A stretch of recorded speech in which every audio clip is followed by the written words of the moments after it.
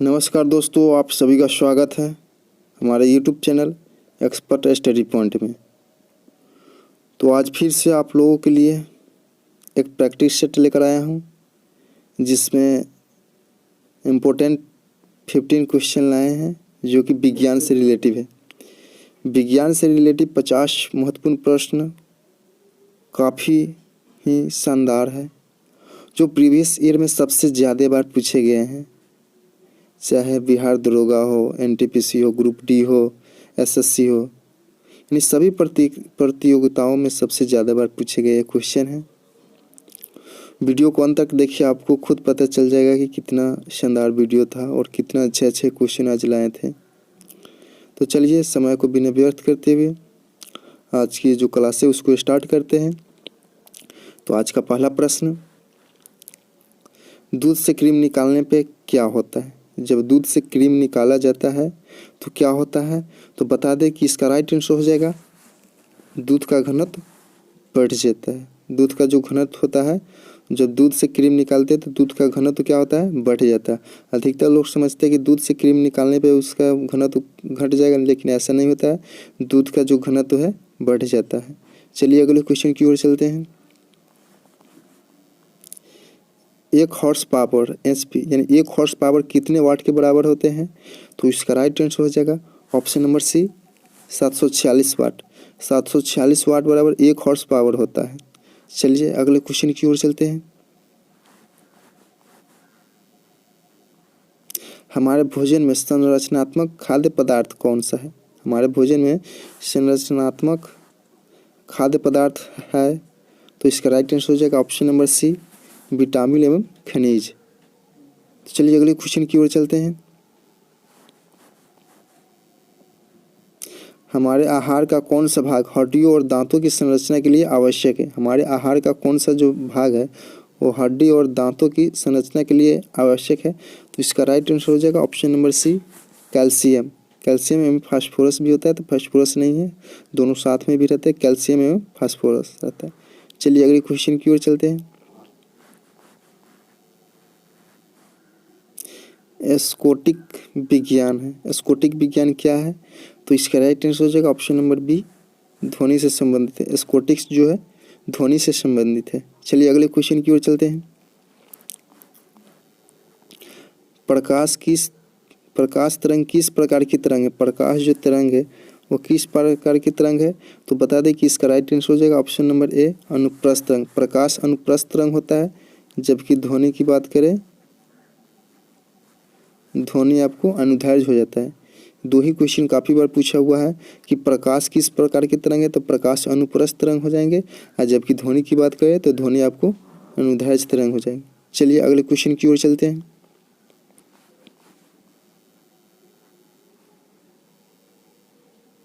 आती हुई रेलगाड़ी की सीटी की आवृत्ति या तीक्ष्णता बढ़ती जाती है, इस किस घटना के कारण होता है? पास आती हुई रेलगाड़ी की सीटी की आवृत्ति या तीक्ष्णता बढ़ जाती है, ये किस कारण होता है? तो इसका राइट आंसर हो जाएगा ऑप्शन नंबर बी, डॉप्लर प्रभाव के कारण। डॉप्लर प्रभाव के कारण ही ऐसा होता है कि रेलगाड़ी जब जितना नज़दीक आता है उसके कारण उसका क्या होता है, उसकी सीटी की जो आवाज़, आवृत्ति और तीक्ष्णता बढ़ जाती है। चलिए अगले क्वेश्चन की ओर चलेंगे। डॉप्लर प्रभाव संबंधित है। डॉप्लर प्रभाव संबंधित है, तो इसका राइट आंसर हो जाएगा ऑप्शन नंबर ए, ध्वनि से। डॉप्लर प्रभाव ध्वनि से संबंधित है। चलिए अगले क्वेश्चन की ओर चलते हैं। विश्व का प्रत्येक पदार्थ अत्यंत सूक्ष्म कणों से मिलकर बना होता है, यह सर्वप्रथम किसने कहा था? किसने कहा था कि विश्व का प्रत्येक पदार्थ अत्यंत सूक्ष्म कणों से मिलकर बना होता है? तो इसका राइट आंसर हो जाएगा option number A, Kanad. Kanad ने ही कहा था कि विश्व का प्रत्येक पदार्थ अत्यंत सूक्ष्म कणों से बना होता है। चलिए अगले क्वेश्चन की ओर चलते हैं। अमोनिया क्लोराइड का जलीय विलयन होता है। अमोनिया क्लोराइड का जलीय विलयन कैसा होता है? अम्लीय होता है या क्षारीय होता है? तो इसका राइट आंसर हो जाएगा ऑप्शन नंबर बी, क्षारीय होता है। अमोनिया क्लोराइड का जलीय विलयन क्षारीय होता है। चलिए अगले क्वेश्चन की ओर चलते हैं। आदर्श गैस की ऊर्जा निर्भर करती है। आदर्श गैस की ऊर्जा निर्भर करती है, तो इसका राइट आंसर हो जाएगा ऑप्शन नंबर डी, मोल की संख्या पर। आदर्श गैस की ऊर्जा मोल की संख्या पर निर्भर करती है। चलिए अगले क्वेश्चन की ओर चलते हैं। विद्युत का सबसे अच्छा चालक कौन सा है? विद्युत का सबसे अच्छा चालक कौन सा है? तो इसका राइट आंसर हो जाएगा ऑप्शन नंबर सी, चांदी। चांदी है जो विद्युत का सबसे अच्छा चालक माना जाता है। चलिए अगले क्वेश्चन की ओर चलते हैं। बेवकूफ़ों का सोना या झूठा सोना के नाम से किसे जाना, बेवकूफ़ों का सोना या झूठा सोना के नाम से किसे जाना जाता है? तो इसका राइट आंसर हो जाएगा option number D, iron pyrite. Iron pyrites को बेवकूफ़ों का सोना या झूठा सोना के नाम से जाना जाता है। चलिए अगले क्वेश्चन की ओर चलते हैं। मिनी माता रोग किस कारण से होता है? मिनी माता रोग किस कारण से होता है? तो इसका राइट आंसर हो जाएगा ऑप्शन नंबर ए, पारा। पारा के कमी के कारण ही मिनी माता नामक रोग होता है। चलिए अगले क्वेश्चन की ओर चलते हैं।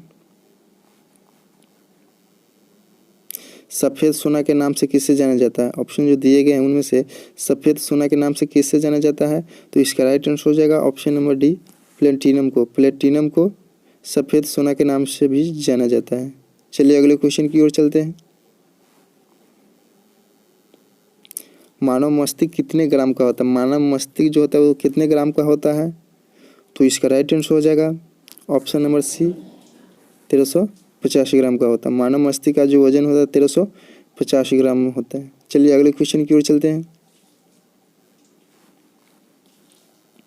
सूरज की रोशनी से हमें क्या प्राप्त होता है? सूरज की जो रोशनी होती है उससे हमें क्या प्राप्त होता है? तो इसका राइट आंसर हो जाएगा option number D, vitamin D. Vitamin D है जो सूरज की रोशनी से प्राप्त होता है। चलिए अगले क्वेश्चन की ओर चलते हैं।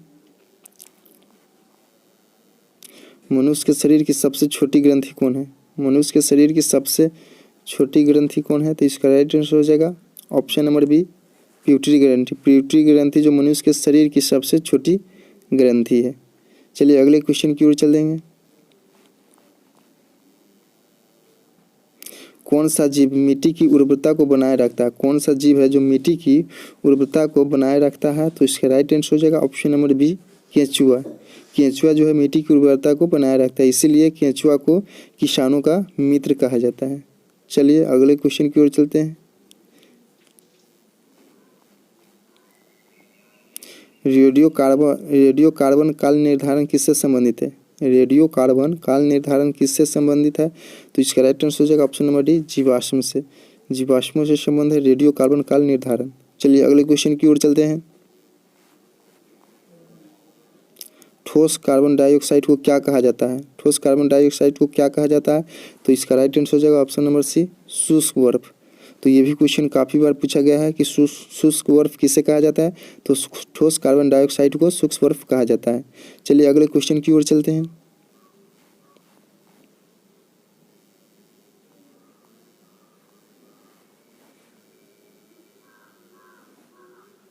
आलू उदाहरण है। आलू किसका उदाहरण है? तो बता दें दोस्तों, आलू की बात करें तो आलू एक तना होता है जो कि रूपांतरित है ताना का। तो इसका राइट आंसर है ऑप्शन नंबर सी, रूपांतरित ताने का। चलिए अगले क्वेश्चन की ओर चलते हैं। बिजली के बल्ब का फिलामेंट जो बना रहता है, बिजली के बल्ब का फिलामेंट किस तत्व का बना रहता है? तो इसका राइट आंसर हो जाएगा ऑप्शन नंबर डी, टंगस्टन का। टंगस्टन का ही विद्युत बल्ब का फिलामेंट बना रहता है। चलिए अगले क्वेश्चन की ओर चलते हैं। तो बता दें कि यहाँ पे जो बिजली का फिलामेंट जो है टंगस्टन का बना रहता है, और बता दें कि फिलामेंट टंगस्टन का प्रतिरोधकता एवं गलनांक उच्च होता है। चलिए अगले क्वेश्चन की ओर चलते हैं। वर्षा के जो बूंद गोलाकार होता है, जब वर्षा होता है तो देखते हैं उसका बूंद जो होता है गोलाकार होता है, तो वो किसके कारण होता है? तो इसका राइट आंसर हो जाएगा ऑप्शन नंबर ए, पृष्ठ तनाव के कारण। वर्षा के बूंद जो गोलाकार होता है वो पृष्ठ तनाव के कारण होता है। चलिए अगले क्वेश्चन की ओर चलते हैं। लालटेन या लैंप की बत्ती में तेल किस कारण ऊपर चढ़ता है? जब लालटेन आप जलाते हैं या लैंप जलाते हैं तो उसके बत्ती में जो तेल होता है ऑटोमेटिक ऊपर की ओर चढ़ता है, वो किसके कारण होता है? तो इसका राइट आंसर हो जाएगा ऑप्शन नंबर ए, केशिकात्व के कारण होता है, जिससे इंग्लिश में कैपिलरी कहते हैं। तो कैपिलरी भी कहीं कहीं रहता है, कहीं कहीं केशिकात्व रहता है। तो लालटेन या लैंप की बत्ती में तेल किसके कारण चढ़ता है? तो केशिकात्व के कारण चढ़ता है। चलिए अगले क्वेश्चन की ओर चलते हैं। त्वरित चालक आविष्कार किसने किया था? त्वरित चालक आविष्कार किसने किया था? तो इसका राइट आंसर हो जाएगा option number B, Benjamin Franklin ने। बेंजामिन फ्रैंकलिन ने त्वरित चालक का आविष्कार किया था। चलिए अगले क्वेश्चन की ओर चलते हैं। रडार का उपयोग किसके लिए किया जाता है? रडार का उपयोग किसके लिए किया जाता है? तो इसका राइट आंसर हो जाएगा ऑप्शन नंबर सी, जहाज़ों, वायुयानों आदि को ढूंढने में मार्ग निर्देशन करने के लिए रडार का उपयोग किया जाता है। चलिए अगले क्वेश्चन की ओर चलते हैं।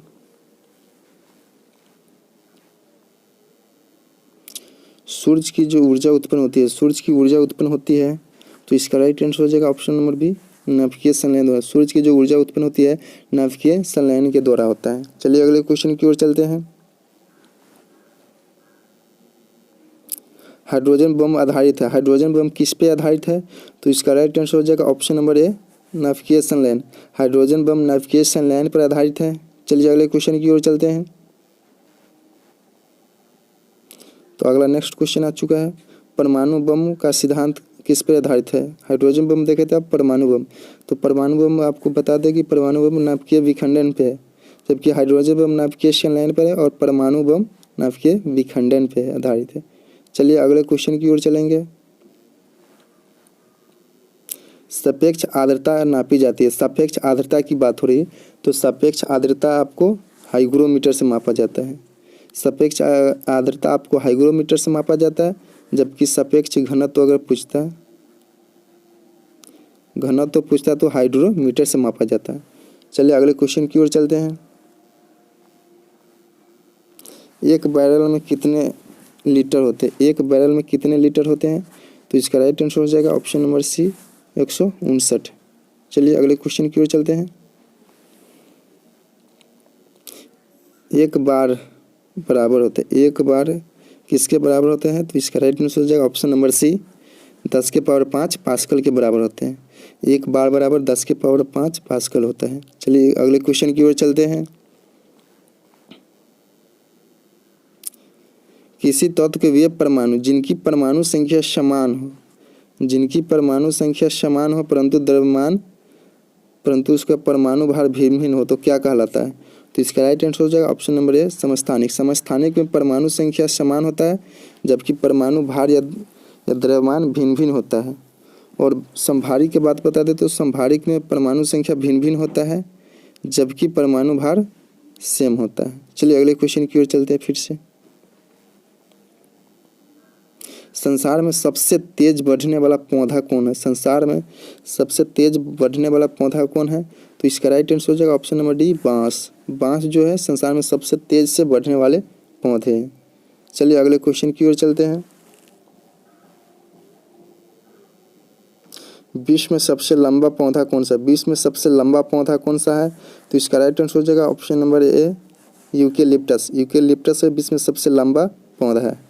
चलिए अगले क्वेश्चन की ओर चलते हैं।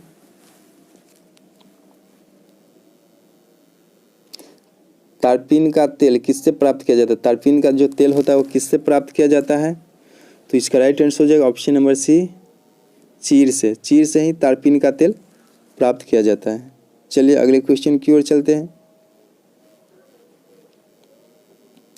पत्ती के लाल, नारंगी, पीला किस रंग के कारण होता है? पत्तियों में जो लाल, नारंगी और पीला जो होता है वो किसके कारण होता है? तो इसका राइट आंसर हो जाएगा ऑप्शन नंबर बी, कैरोटीनोइड के कारण। कैरोटीनोइड के कारण पत्ती का लाल, नारंगी और पीला रंग होता है। चलिए अगले क्वेश्चन की ओर चलते हैं। किस पादप को शाकीय डॉक्टर कहा जाता है? किस पादप को शाकीय डॉक्टर कहा जाता है? तो इसका राइट आंसर हो जाएगा ऑप्शन नंबर ए, आंवला को। आंवला को ही शाकीय भारतीय डॉक्टर के नाम से जाना जाता है या कहा जाता है। चलिए अगले क्वेश्चन की ओर चलते हैं। लिटमस किससे प्राप्त किया जाता है? लिटमस किससे प्राप्त किया जाता है? तो इसका राइट आंसर हो जाएगा ऑप्शन नंबर डी, लाइकेन से। लाइकेन से ही लिटमस प्राप्त किया जाता है। चलिए अगले क्वेश्चन की ओर चलते हैं फिर से। परमाणु का घनत्व पानी का घनत्व किस ताप पर अधिकतम होता है? पानी का जो घनत्व है किस ताप पर अधिकतम होता है? तो इसका राइट आंसर हो जाएगा option number C, 4 degree Celsius पे। 4 डिग्री सेल्सियस पे ही पानी का घनत्व सबसे अधिक होता है, जबकि आयतन की बात करें तो सबसे न्यूनतम जो आयतन होता है 4 डिग्री सेल्सियस पे होता है। चलिए अगले क्वेश्चन की ओर चलते हैं। किस ताप पर सेल्सियस और फ़ारेनहाइट का मान समान होता है। ये काफ़ी ही VVI क्वेश्चन है और काफ़ी बार ये क्वेश्चन पूछा गया है कि किस ताप पर सेल्सियस और फ़ारेनहाइट दोनों समान रहता है। तो इसका राइट आंसर हो जाएगा ऑप्शन नंबर A -40 डिग्री पर। चलिए अगले क्वेश्चन की ओर चलेंगे। वायु में ध्वनि का वेग लगभग कितना होता है? वायु में ध्वनि का वेग लगभग कितना होता है? तो इसका राइट आंसर हो जाएगा option number A 330 metre second 332 331 भी रहता है। तो ऑप्शन के हिसाब से देख सकते हैं कि 330 के आसपास में कौन सा है। तो वायु में ध्वनि का वेग लगभग 330 मीटर पर सेकेंड होता है। चलिए अगले क्वेश्चन की ओर चलते हैं। ध्वनि या ध्वनि प्रदूषण किससे मापा जाता है? ध्वनि या ध्वनि प्रदूषण को किससे मापा जाता है? तो इसका राइट आंसर हो जाएगा ऑप्शन नंबर C डेसिबल से। डेसिबल में ही ध्वनि या ध्वनि प्रदूषण को मापा जाता है। चलिए अगले क्वेश्चन की ओर चलेंगे। साधारण बातचीत के ध्वनि की तीव्रता कितनी होती है? मनुष्य जब साधारण बातचीत करता है तो ध्वनि की तीव्रता कितनी होती है या कितनी रहना चाहिए? तो इसका राइट आंसर हो जाएगा ऑप्शन नंबर B 30 से 40 डेसिबल में रहने पे साधारण बातचीत ध्वनि का माना जाता है। चलिए अगले क्वेश्चन की ओर चलेंगे।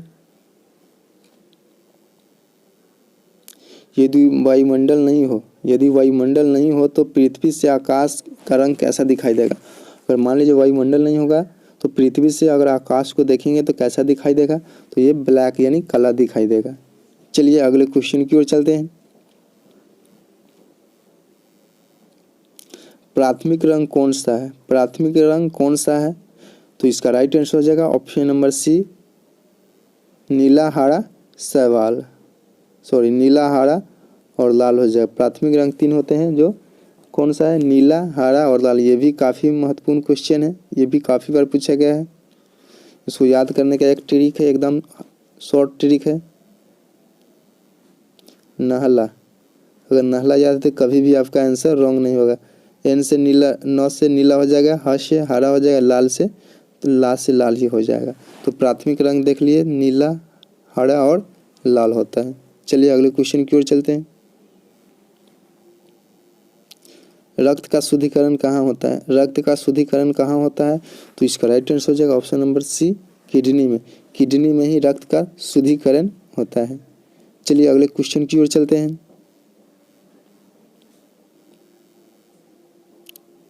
मानव शरीर के भीतर खून की किसकी उपस्थिति के कारण नहीं जमता है? मानव शरीर में किसकी उपस्थिति के कारण ये ब्लड जो खून होता है वो नहीं जमता है? तो इसका राइट आंसर हो जाएगा ऑप्शन नंबर B हिपैरिन के कारण। ये AN होगा। हिपैरिन के कारण ही मानव शरीर के अंदर खून नहीं जम पाता है। चलिए और आज के वीडियो का लास्ट क्वेश्चन। प्लाज्मा में जल का प्रतिशत कितना होता है? प्लाज्मा में जल का प्रतिशत कितना होता है? तो इसका राइट आंसर हो जाएगा ऑप्शन नंबर D 90%। प्लाज्मा में जल का प्रतिशत 90% से 100% के बीच में होता है। कभी कभी 90, 92, 98 भी रहता है। तो 90 और 98 के बीच में ही होगा। तो ये थे आज के महत्वपूर्ण 15 क्वेश्चन। तो कमेंट में ज़रूर बताइएगा कि 15 में से कितना का आंसर आपको मालूम था। आपके कमेंट का इंतज़ार रहेगा। और वीडियो को अंत तक देखने के लिए दिल से धन्यवाद। वीडियो को लाइक, शेयर, कमेंट और सब्सक्राइब जरूर कर दीजिएगा। आपका दिन मंगलमय हो। जय हिंद, जय भारत।